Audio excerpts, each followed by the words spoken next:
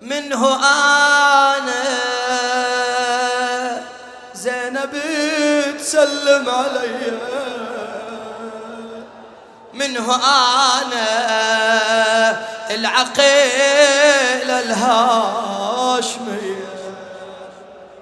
هذه زينب واللي معروفة بخدرها، هذه زينب مدللة ما حد نظرها. بتروحوني ولا ودني ليها يا الأكبر، ودني ليها ودني ليها، أنا بخفف بجيها، ويايا ودني ليها، أنا بسلم ودني ليها، أنا برد التحية.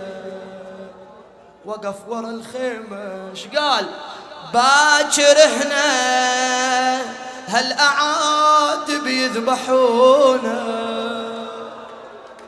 باكر احنا حسين نحره يقطعونا، باكر احنا حسين صدره يكسرون. اسمع اسمع اسمع اسمع، باكر احنا زينب تروحي سبيه،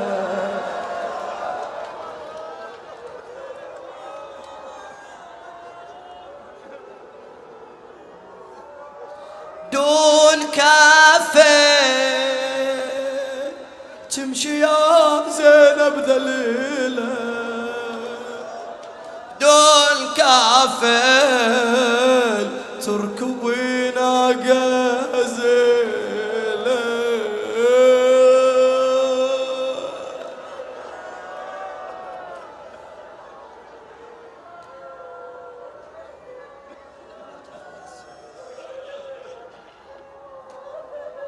إلى أن جاء يوم العاشر استأذن بالقتال، طلع لكن وقف شوية، قال للحسين ايش بيك حبيب، تذكرت الأهل، قال لا لكن طالع الواقفة على باب الخيمة، طالع ولن وحدة تقول يا أهل الشيم هذا معلكم.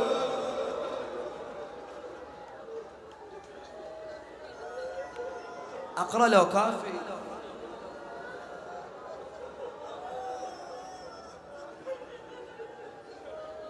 ذهب إلى القتال، قتل على كبر سنه مقتل عظيما، حتى التهب قلبه عطشا، كمن له لعين طعنه بالرمح في ظهره،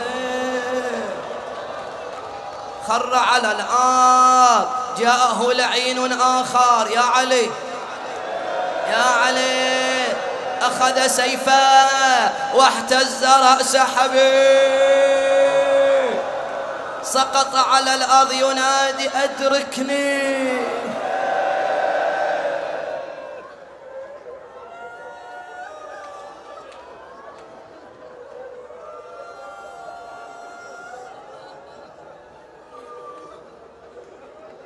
حطوا راسه بين ركبتي الفرس وتضربها، وراحوا للكوفة ولن الولد يشوف راس أبوه، أخذ الراس، التفت حبيب إليه، يا ولدي كان عليك تصعب هالرزية، عندك حاجة روح الضعينة وعاين الحالة رقية.